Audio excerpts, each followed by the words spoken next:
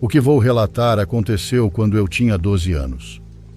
Eu estava começando o ensino fundamental, não tinha muitos amigos, e nisso eu me parecia muito com a minha mãe. Morávamos em uma casinha, só nós duas, tendo como única companhia o nosso gato, Roberto. Sempre serei grata àquele animal. Ele foi o nosso sustento emocional durante todos aqueles anos. Roberto quase não saía para a rua, então ficava sempre dentro de casa. Não gostávamos de deixá-lo sair porque ele caçava passarinhos. E sempre soubemos que gatos soltos afetam muito o ecossistema, já que são considerados uma espécie invasora. Por isso, ele praticamente nunca saía. Além disso, quando nos mudamos para aquela casa, logo percebemos que a rua era cheia de cães bastante agressivos que viviam soltos. Era um incômodo para todos, mas era ainda pior para os pobres gatos. Os que passavam por ali quase sempre escapavam por muito pouco, salvando a própria vida. De jeito nenhum deixávamos Roberto sair, nem mesmo para o quintal. A rua era deserta.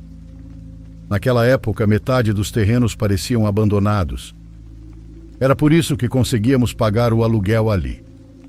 E bem, pelo menos os cães acabavam tornando a rua segura, porque ninguém de fora se atrevia a entrar para roubar. Os cães sempre os expulsavam. Certa noite estávamos preparando o jantar. Eu estava ajudando minha mãe quando sofri um pequeno acidente. Deixei cair uma panela com água que, graças a Deus, ainda não estava fervendo. Mesmo assim, caiu no meu pé, e eu não conseguia parar de gritar de dor e principalmente de susto. Minha mãe estava no quintal e entrou correndo. Logo verificamos que eu não tinha queimaduras. Mas então notamos a porta aberta e que Roberto havia saído correndo, provavelmente assustado com os gritos ou com o barulho. Corremos para o quintal à procura dele, mas era óbvio que ele já não estava ali. Saímos apressadas para a rua antes que os cães o notassem. Ouvíamos latidos ao longe, e aquilo podia significar duas coisas. Ou tivemos sorte e eles estavam longe naquele momento, ou tinham se afastado perseguindo o meu gato. Nós duas saímos correndo, cada uma para um lado da rua. Minha mãe foi na direção de onde vinham os latidos, e eu segui para o outro lado que era mais escuro. Havia um poste que sempre ficava piscando a alguns metros da nossa casa, e um pouco mais adiante, vi um homem parado quase no meio da rua. Perguntei se ele tinha visto um gato branco passar correndo por ali. Ele apontou para trás em direção a um terreno baldio. Hoje eu entendo o quão perigoso aquilo poderia ter sido, mas naquela época eu era muito inocente e a única coisa em que conseguia pensar era no meu gato. Me aproximei pela rua e então vi uma mancha branca correndo pelo terreno, entre a capoeira alta. Gritei para minha mãe. Disse que tínhamos encontrado o Roberto e que fôssemos atrás dele. Ela correu desde o outro extremo da rua. Entramos as duas no terreno e depois de algum tempo, conseguimos encontrar Roberto, morto de medo, escondido entre um matagal. Tentamos pegá-lo antes que os cães voltassem, já que eles costumavam passar muito tempo justamente naquele terreno. Ouvimos os latidos se aproximando da gente e o medo subiu. Num desespero lascado, tivemos que sair com o gato nos braços pelo outro lado da rua e dar a volta inteira no quarteirão para voltar para casa sem cruzar com aqueles animais. Quando retornamos à nossa rua, o homem estava parado ao longe, no mesmo lugar, exatamente onde a luz do poste piscando não o alcançava. Agradeci com a mão, de longe, e o sujeito levantou a sua em resposta. Minha mãe me perguntou quem era porque não o reconhecíamos. Eu disse a verdade, que nunca vi o rosto dele. Só enxerguei a silhueta a alguns metros de distância quando perguntei sobre o gato e ele apontou para o terreno. Quando minha mãe passou correndo por ali, ela sequer o tinha visto. Havia algo naquele homem que a aterrorizava, mas ao mesmo tempo lhe parecia familiar. O que vocês chamam de silhueta, o que eu consegui ver, parecia usar um chapéu de palha, como os que as pessoas que trabalham na roça usam, e uma camisa muito longa. Entramos em casa, Mas depois de um tempo, minha mãe não conseguiu conter a curiosidade e saiu para olhar. Ela foi até o terreno baldio, mas não havia mais nenhum sinal daquele homem. Naquela madrugada, porém, fomos despertadas por um som que parecia vir do quintal. Soava como se um homem estivesse chorando ali, bem do lado de fora da janela.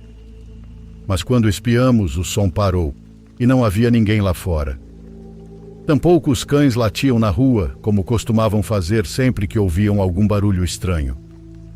Tudo isso poderia ter terminado como uma experiência esquisita, se não fosse pelo que aconteceu meses depois. Minha mãe encontrou um primo, que lhe deu a notícia de que o pai dela, meu avô, havia morrido meses antes. Minha mãe não o via desde a infância, desde que ele a deixou aos cuidados da avó e a abandonou. Investigamos mais, fizemos as contas e chegamos à conclusão de que o pai dela havia morrido um dia depois de termos visto aquele homem. Porém, ele estava do outro lado do país. Segundo soubemos, meu avô ficou agonizando por vários dias, até que foi desligado dos aparelhos que o mantiveram vivo nas últimas semanas. Quando enviaram a minha mãe uma foto do convite feito para o velório dele, houve um detalhe que nós duas notamos, mas que preferimos não comentar. Me refiro ao chapéu de palha que, segundo diziam, meu avô sempre usava. Um chapéu igual ao da figura que vimos na rua naquela noite em que Roberto escapou.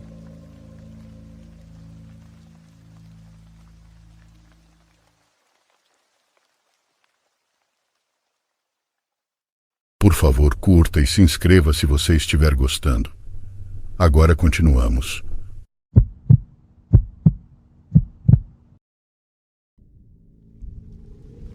Naquela noite em que meu pai morreu, minha mãe e meus irmãos éramos os únicos que estávamos com ele no hospital.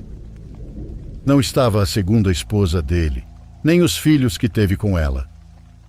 Quando nos deram a notícia de que ele havia falecido, choramos e nos abraçamos.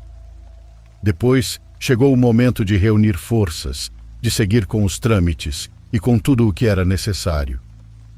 Minha mãe me mandou ir até a casa onde meu pai viveu seus últimos anos sozinho. Pediu que eu procurasse um terno ou algo que pudessem vestir nele para o velório. Eu nunca tinha ido à casa dele. Foi muito estranho para mim. A casa era muito parecida com a nossa e organizada do mesmo jeito. E de certa forma fazia sentido, pois tínhamos muito dele em nós. Fui até o quarto. É idiota falar isso, mas o lugar tinha o cheiro dele. Tinha o cheiro da presença dele, mas não sei explicar. Foi como se eu o sentisse ali. Procurei o único terno que ele tinha e percebi que havia um suéter sobre a cama. Um suéter que ele havia deixado ali, talvez pensando em vestir depois. Deitei-me na cama e abracei aquela peça. Era como se eu estivesse abraçando ele. Como se tivesse mais uma oportunidade de abraçá-lo pela última vez. Então alguém tossiu na sala. Alguém caminhou pelo corredor em direção aonde eu estava. Antes de chegar ao quarto, fosse o que fosse que vinha ali, abriu a porta do banheiro. Abriu a torneira. E eu reconhecia aqueles passos. Era meu pai. Meu pai que tinha chegado em casa como em qualquer outro dia. Me levantei e fui até o banheiro. Abri a porta. Não havia ninguém, mas a torneira da pia estava aberta. Naquele momento eu soube que não tinha imaginado nada e que eu não tinha inventado coisa alguma. Fechei a torneira, voltei ao quarto, peguei o terno e apaguei as luzes. Apaguei todas as luzes da casa antes de sair. Quando atravessei a casa no escuro, senti claramente que estava sendo observada. Ele estava ali. Até hoje nunca contei isso a ninguém, mas criei coragem para compartilhar com vocês. Vocês já sentiram um fantasma tão de perto? Quando minha avó morreu, meu avô entrou em uma profunda depressão. Eles tinham passado a vida inteira juntos, o que foi quase 70 anos. Sabíamos que precisávamos ficar próximos dele, e embora todos moremos na mesma rua, quando meu avô começou a nos dizer que minha avó continuava na casa, entendemos que era hora de prestar muita atenção. Acho que todos já ouvimos histórias de casais idosos que partem com pouco tempo de diferença, de como aquele que fica não consegue suportar a tristeza de continuar sozinho. E isso era algo que não permitiríamos. Meus avós sempre foram o guia da família. Não podíamos perder os dois. Sempre havia alguém na casa com meu avô para que ele não se entregasse às visões. Mas algo muito estranho começou a acontecer. Não era apenas ele que permanecia convencido de que a avó ainda estava ali. Cada pessoa, cada familiar que ia cuidar dele, saía da casa convencido exatamente da mesma coisa. Quando chegou a vez de meu irmão e eu irmos cuidar dele, fomos com uma missão: ajudá-lo a voltar à razão. Ele foi professor de ciências naturais por décadas, então sempre foi um homem do lado da ciência. Não podíamos deixar que, aos poucos, fosse perdendo a lucidez. Já tínhamos visto o que isso fez com minha outra avó, por parte de pai, que acabou morrendo de demência senil. Foi algo muito doloroso para toda a família. Lembro que assim que chegamos e começamos a preparar o café da manhã, ele nos contou que a vovó tinha feito muito barulho durante a noite. "Sei lá o que anda procurando lá no quintal", disse ele. "Acho que morreu preocupada com as flores, pensando que eu ia deixar tudo secar. Por isso continua por aí. Até na outra vida quer cuidar delas." O que ele disse nos chamou a atenção porque, embora afirmasse com tanta certeza que ela ainda estava na casa, ao mesmo tempo ele sabia que ela tinha morrido. E não sei. Antes disso, imaginávamos que ele simplesmente quisesse fingir que ela ainda estava viva. Meu irmão e eu decidimos não confrontar essa ideia. Também não entramos no jogo. Não perguntamos mais nada, nem dissemos que aquilo não era possível e que fantasmas não existiam. Focamos em ajudá-lo com a rotina. Ele começou a separar roupas antigas para doar. Descobriu de repente que a vovó nunca jogava nada fora, mas só tinha percebido aquilo agora. Havia caixas e mais caixas de roupas dele que certamente poderiam servir para outras pessoas. Ajudamos a organizar e a revisar peça por peça.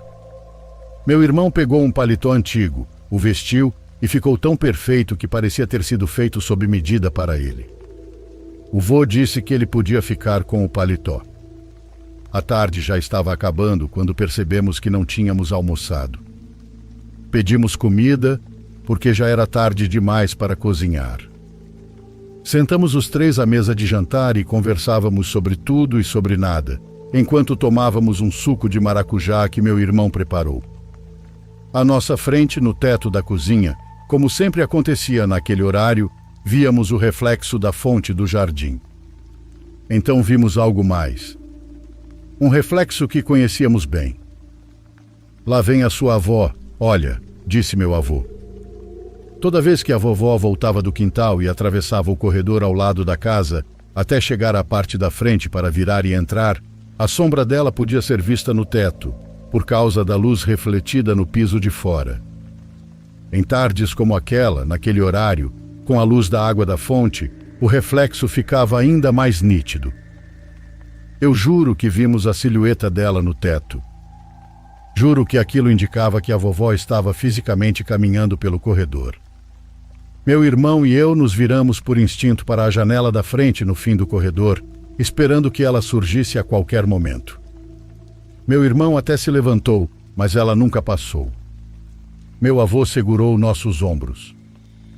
"Não dá para vê-la diretamente, só o reflexo. Mas não importa que vocês não a vejam, vocês podem senti-la." Naquele momento entendemos tudo. Naquele momento nós também acreditamos. E embora tudo diga que não devemos acreditar, que o que está naquela casa pode ser qualquer coisa menos a vovó, eu escolho acreditar que é ela.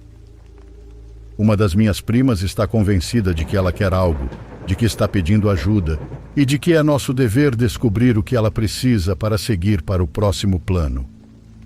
Mas essa, suponho, é outra história. Uma que eu não quero contar. Eu gosto de senti-la assim, de senti-la por perto. Muito obrigada por me escutar.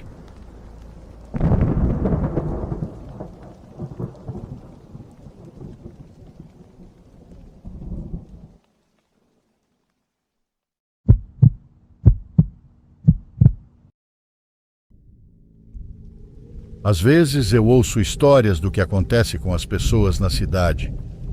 Algumas são até muito boas, mas sempre termino pensando que não são nada comparadas ao que acontece no interior. Quem, como eu, já viveu nos dois lugares ao longo da vida, sabe que estou falando a verdade. Nesses povoados do interior do país, de onde não é fácil escapar, acontecem coisas capazes de te dar pesadelos por dias. Não minto quando digo que são experiências que podem tirar o seu sono para sempre. Quando eu tinha 14 anos, num dia aparentemente comum, um amigo do meu avô entrou correndo no nosso terreno. O portão estava trancado com cadeado, mas de algum jeito ele conseguiu pular.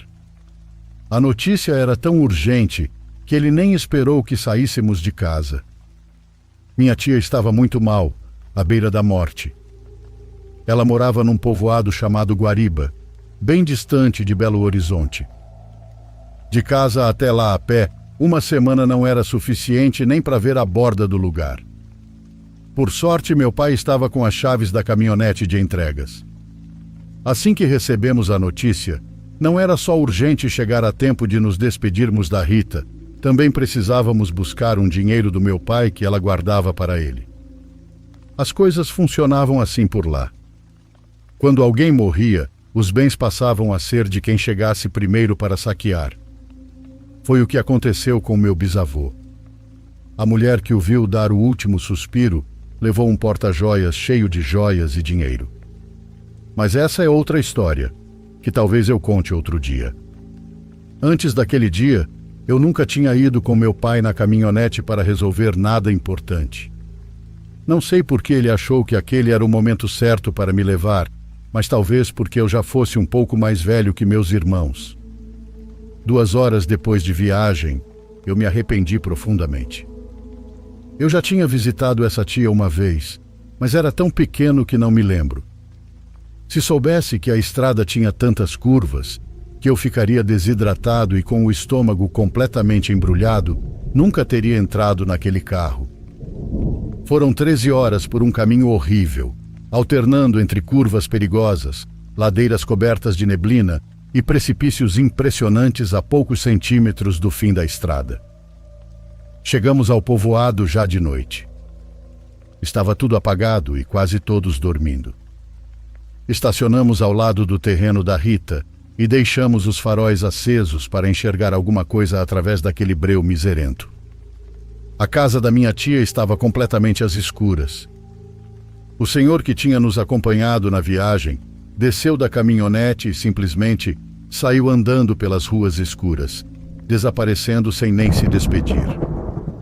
Entrei na casa da tia de mãos dadas com meu pai.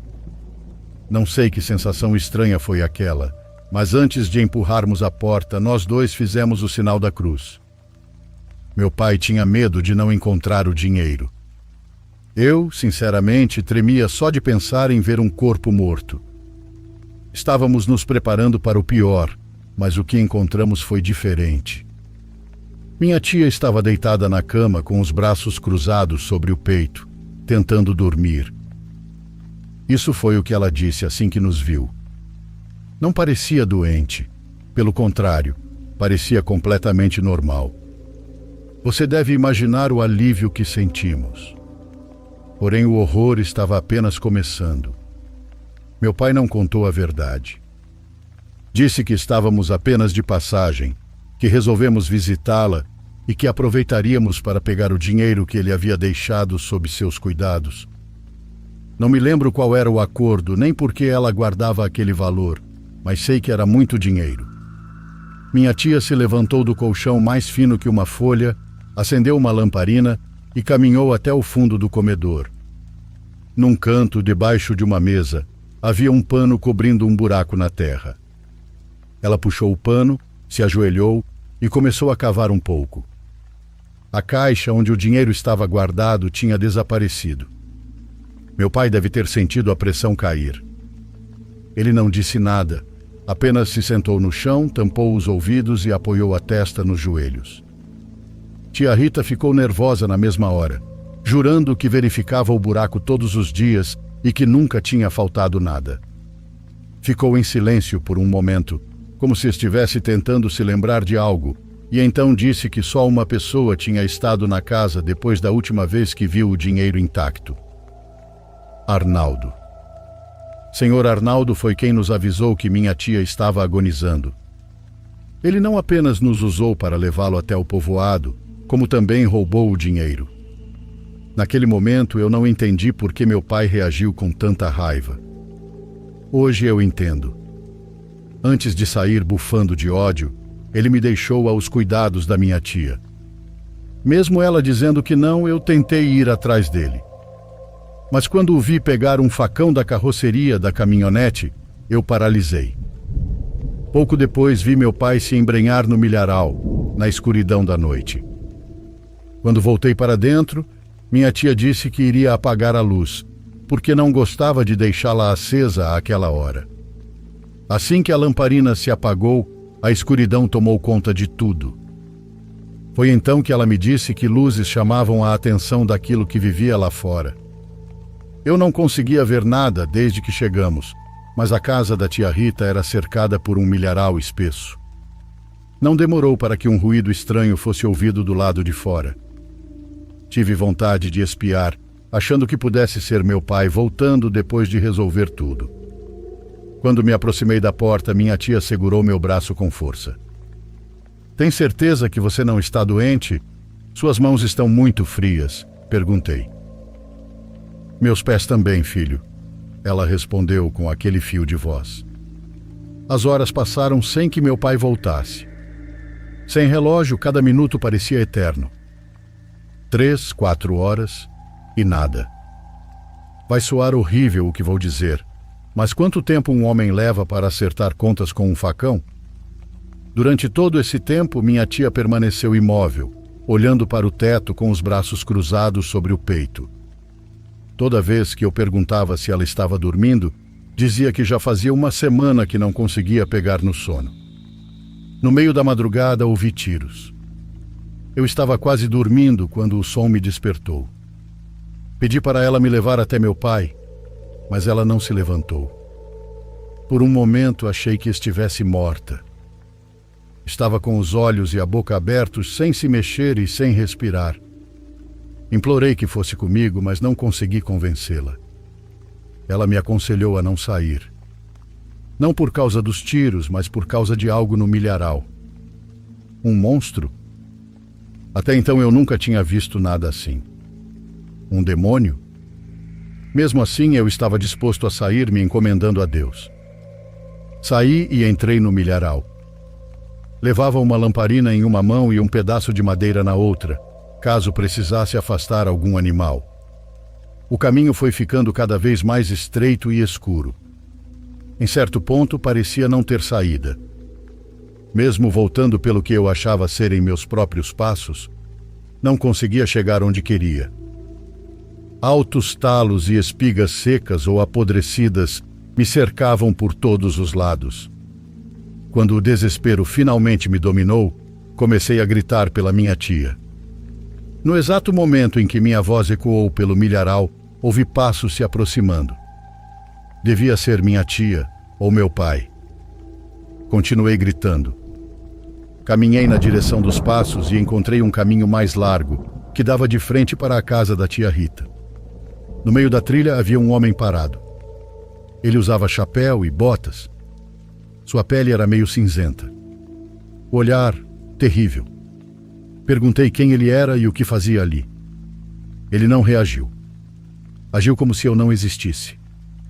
Afastei-me sem tirar os olhos dele. Para mim estava claro. Ele que impedia minha tia de sair da casa. O amanhecer me encontrou batendo na porta. Eu poderia ter arrombado, mas queria que a tia saísse e me dissesse para onde meu pai tinha ido. Foi inútil. Lá dentro parecia não haver ninguém. ou ela dormia profundamente ou estava morta. Momentos depois, meu pai saiu do milharal. O facão estava limpo, mas as mãos sujas de terra.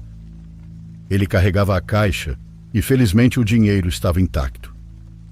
Entra na caminhonete, vamos embora. Não vamos nos despedir da Rita. Ele não respondeu minhas perguntas, apenas ligou o carro. A viagem de volta pareceu mais longa que a de ida. Talvez fosse porque meu pai estivesse em silêncio, com um ar assustado. Quando chegamos em casa, minha mãe não nos esperava, pois ela achou que ficaríamos para o velório. O que ouvi quando meu pai explicou tudo a ela me deu vontade de vomitar. Arnaldo matou minha tia para roubar o dinheiro. Mas quando? Perguntei. Uma semana antes de chegarmos. Mas nós vimos minha tia. Sim, e isso foi a coisa de outro mundo. Ela não conseguia dormir porque já estava morta. Não podia sair da casa. E o desgraçado do Arnaldo? Perguntou minha mãe. Espero que você tenha feito justiça. Não foi necessário. O povo já tinha se encarregado dele. Ele também estava morto havia uma semana, linchado. Meu pai respondeu. Ou seja, nós encontramos aquelas duas pessoas depois de mortas. Meu pai encontrou o dinheiro enterrado na propriedade do Arnaldo, num buraco que parecia recém-cavado. Mas então por que ele veio nos avisar? Perguntei.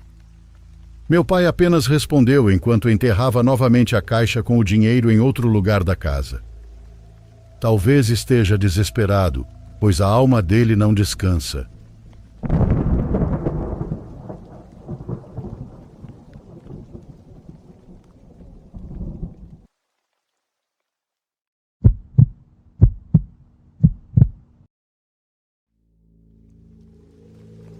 Não imagine meu povoado como um lugar distante entre montanhas. Temos todos os serviços, somos muito bem conectados com a capital do país, mas ainda assim continuamos sendo um povoado. Anos atrás, um vizinho que era um grande amigo meu me fez uma confissão. Na verdade, era uma informação importante sobre um mistério que já durava décadas sem solução. Não posso dizer o nome do povoado, porque isso traria problemas para a família do meu amigo, que descanse em paz. Naquela época tínhamos praticamente a mesma idade. Ele era uma pessoa muito reservada, introvertida, e passava a maior parte do tempo dentro de casa. Até que numa tarde o pai dele desapareceu. Durante alguns dias a família o esperou. Entraram em contato com outros parentes, com colegas de trabalho na cidade, mas ninguém sabia de nada. Não muito tempo depois, a esposa concluiu que ele os havia abandonado. Então deixaram de procurar. Algumas semanas depois encontraram o corpo. Pelo estado em que estava, era difícil determinar a causa da morte. Não porque o corpo estivesse intacto, mas justamente pelo contrário. Todo o sangue havia sido drenado e tudo dentro tinha sumido. A parte dos músculos e pele estavam murchos, quase mumificado. Isso abalou toda a vizinhança, quase o povoado inteiro. Aquele acontecimento estranho jamais foi esquecido, principalmente porque nunca se soube o que realmente aconteceu ou quem teria feito algo tão grotesco. Eu também me lembro de um milharal quase no final da nossa rua, 2 ou 3 casas antes de ela terminar. Pelo que sei, aquele terreno tinha dono, mas ele não cuidava do lugar. Diziam que de um dia para o outro, ele se mudou para a capital, deixando a plantação abandonada até secar completamente. Não sei quem abriu, mas certa manhã apareceu um buraco na cerca que delimitava o terreno.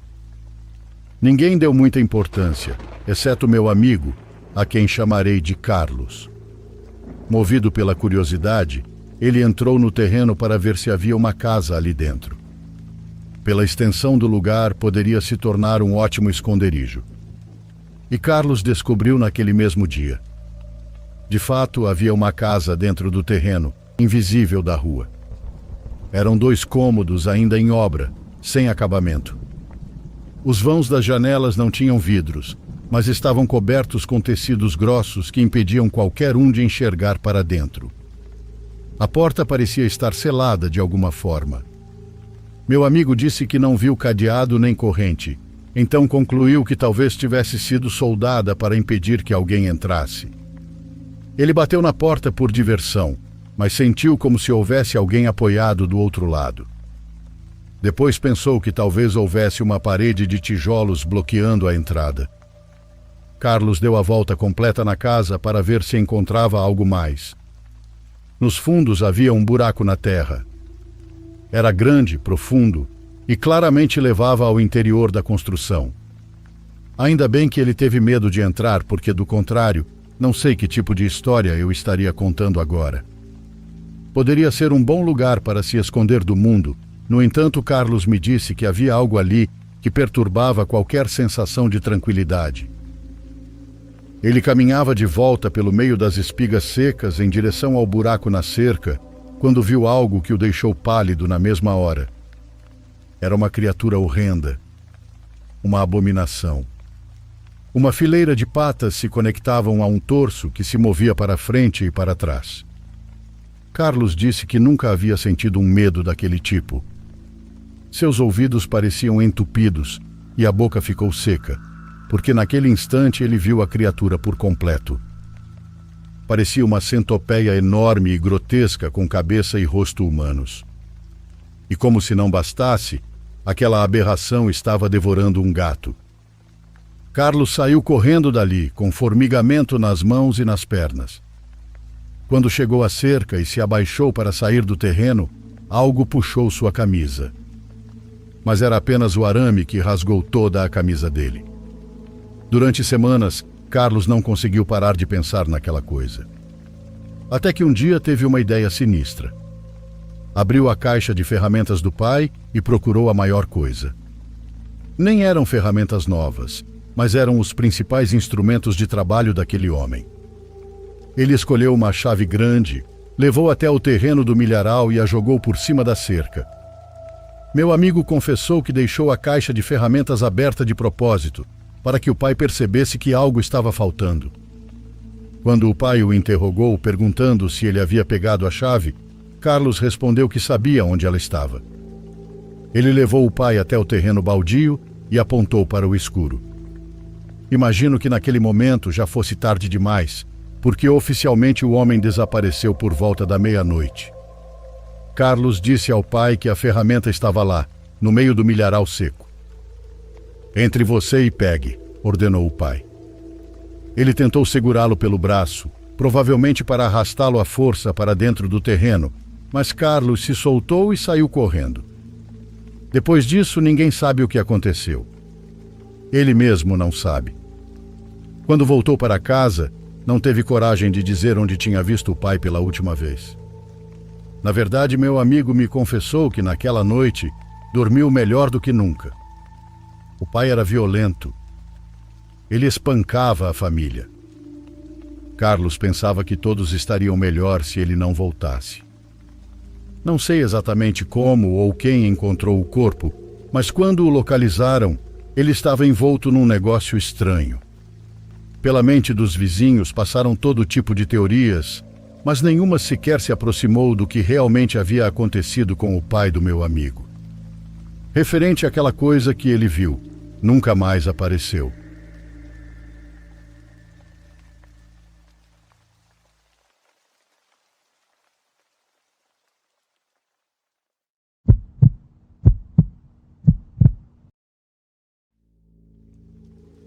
Olá, essa história aconteceu comigo quando eu tinha meus 12 anos de idade, no interior do Paraná.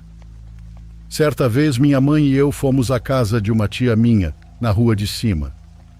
Casa essa que tinha um velho portão pesado de madeira que sempre fazia barulho, porque a corrente usada para mantê-lo fechado sempre batia na madeira ao abrir. Chegamos à casa da minha tia, debaixo de um céu cinzento que prometia tempestade. Lá encontramos meus primos, um casal de irmãos cuja dinâmica oscilava entre risadas e brigas. Ao entrar na casa, cumprimentei minha tia, que se encontrava na cozinha, e fui até a sala cumprimentar meus primos, Daniela e Everton. Ambos assistiam TV.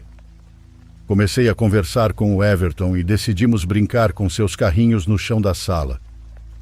Daniela ergueu o volume da TV enquanto dizia para não fazermos barulho perto dela, pois queria assistir.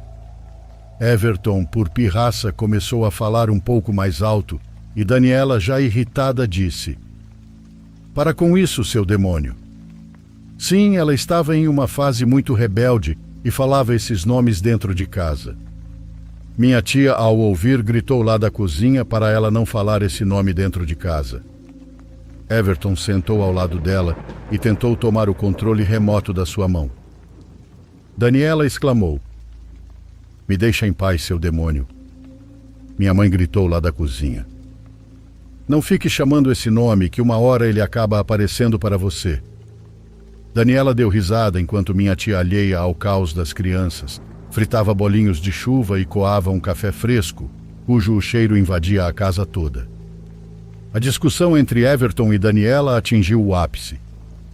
Everton bateu nas mãos de Daniela, que deixou o controle remoto cair no chão. Ela olhou para ele com muito ódio, enquanto ele dava risadas sem parar. Com o rosto vermelho, ela berrou: "Some daqui, seu demônio!" com toda a força de seus pulmões. Minha tia gritou: "Desliguem essa TV e venham tomar café da tarde."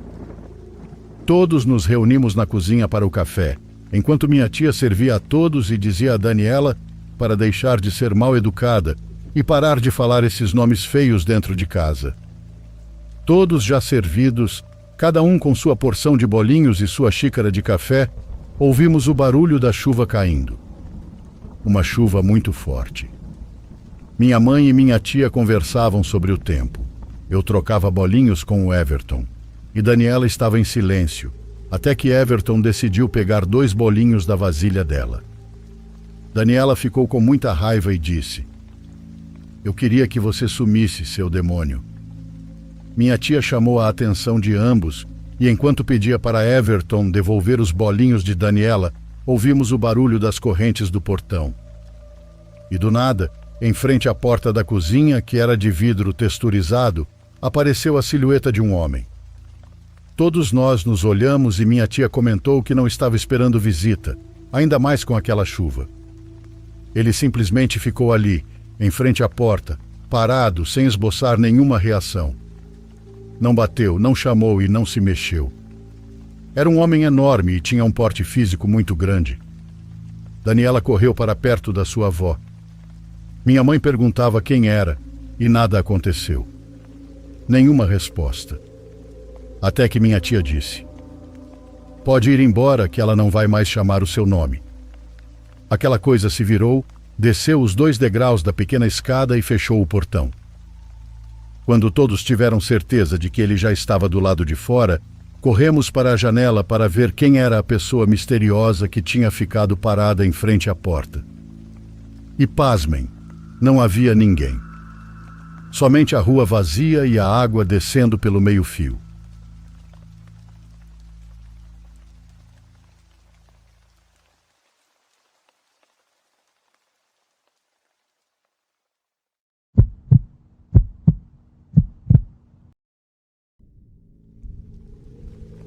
Eu finalmente vou contar uma experiência que não me deixa viver em paz. Não sei como outras pessoas conseguem seguir a vida, como se nada tivesse acontecido depois de passar por algo que nos mostra que há muito mais na existência do que conseguimos compreender. Existe um mundo lá fora, muito perto de nós. O mundo do sobrenatural, e dele não temos a menor ideia do que realmente é. Isso aconteceu em 2016. Já se passaram anos, mas eu continuo sentindo tudo com a mesma intensidade e com o mesmo impacto de quando aconteceu. Eu estava terminando algumas pendências do trabalho no meu computador da sala, enquanto deixava algum programa passando ao fundo só para fazer barulho e eu não me sentir sozinha. Então o telefone tocou. Levantei rapidamente para atender. Já passava das 10 da noite e não era comum recebermos ligações, muito menos naquele horário. Quando atendi, o telefone estava apenas com o sinal de linha, aquele som contínuo que os telefones fixos fazem quando você tira o fone do gancho. Foi só então que percebi que o toque que eu tinha ouvido havia soado apenas uma vez e de um jeito muito diferente do normal. Soou como um telefone antigo. Achei estranho. Embora eu não tenha ficado pensando muito nisso, inconscientemente comecei a buscar uma explicação. Talvez tivesse ouvido o telefone do vizinho ou a campainha dele, algo assim. E distraída com o trabalho e o som de fundo, talvez nem tivesse percebido direito e me levantei para tentar atender. Devo ter parecido uma idiota, pensei. Continuei trabalhando por mais quase 1 hora. Já devia passar das 11 quando finalmente salvei meus arquivos, fechei o computador e o coloquei na mochila. Antes de sair da sala e ir para o meu quarto, olhei mais uma vez para o telefone. Que diabos tinha acontecido antes? Quase por reflexo, caminhei até o aparelho e o tirei do gancho novamente. Dessa vez não havia sinal de linha. Havia uma voz chorando do outro lado. Um choro claro e inconfundível. Como eu não tinha ouvido o telefone tocar dessa vez, a primeira coisa que pensei foi que algo tinha acontecido com a minha mãe. Talvez ela tivesse pegado o telefone do quarto dela e estivesse tentando discar. Algo devia ter acontecido para que ela não conseguisse nem me chamar. Minha mãe tinha pouco mais de 60 anos e sempre foi doente. Fiquei apavorada. Pensei no pior e subi correndo. Mesmo me afastando, ainda conseguia ouvir claramente aquele choro saindo do aparelho, ficando cada vez mais alto e doloroso. Entrei correndo no quarto da minha mãe, perguntando o que estava acontecendo. Acendi a luz e vi minha pobre mãe acordando assustada, sem entender nada. Desculpa, mãe, é que eu tirei o telefone do gancho e ouvi alguém chorando, mas não entrou nenhuma ligação. Só tinha um choro no telefone, só isso. Minha mãe não acredita em nada, então não é supersticiosa nem vive em função disso. Ainda assim, naquele momento, assim como eu, ela ficou assustada. Como eu podia ter ouvido um choro sem que houvesse uma chamada? De onde aquilo tinha vindo? Por que eu fui até o telefone? Sua avó. Precisamos ligar para minha mãe, disse ela preocupada. Ligamos para a minha avó apenas para garantir que estivesse bem, inventando qualquer desculpa. Ela estava bem e ainda estava acordada, apesar da hora. Como sempre, a primeira coisa que fez foi nos acalmar e perguntar o que tinha acontecido, como tínhamos ouvido aquilo, e todos os detalhes. Quando contamos tudo com riqueza de detalhes, ela ficou em silêncio por alguns segundos. Liguem para a Rebeca, para a Clarita e para a Loisa, disse. Elas eram primas da minha avó, mas tinham quase a mesma idade da minha mãe. Na juventude eram muito próximas, mas há anos não tinham contato. E, gente, isso eu não consigo explicar. Não sei por que minha avó mencionou justamente aqueles nomes. Não sei por que pensou nelas. Não sei por que minha mãe desligou e, sem hesitar, sem pensar 2 vezes, ligou direto para o número da tia Loísa. Era um número anotado numa agenda antiga que estava guardada no armário havia anos, sem ser aberta. Mas tudo isso aconteceu. Ninguém me contou depois. Eu estava lá. Quando minha mãe ligou, quem atendeu foi um homem. Ela perguntou por Loísa. Houve um silêncio de alguns segundos, então ele perguntou quem estava falando. Minha mãe disse que era da família, então o homem respondeu. Senhora, estamos aqui na casa dela. Somos vizinhos. A senhora Loísa faleceu hoje, às 9 da noite. Não encontramos nenhum número para avisar a família. Sinto muito. Minha mãe e minha tia não se falavam havia 10 anos por problemas que eu desconheço. Mas o que aconteceu naquela noite não tem outra explicação para mim. Por alguma razão, de alguma forma, eu não tenho a menor dúvida. Tenho quase certeza que tia Loísa se comunicou conosco poucos momentos depois da própria morte.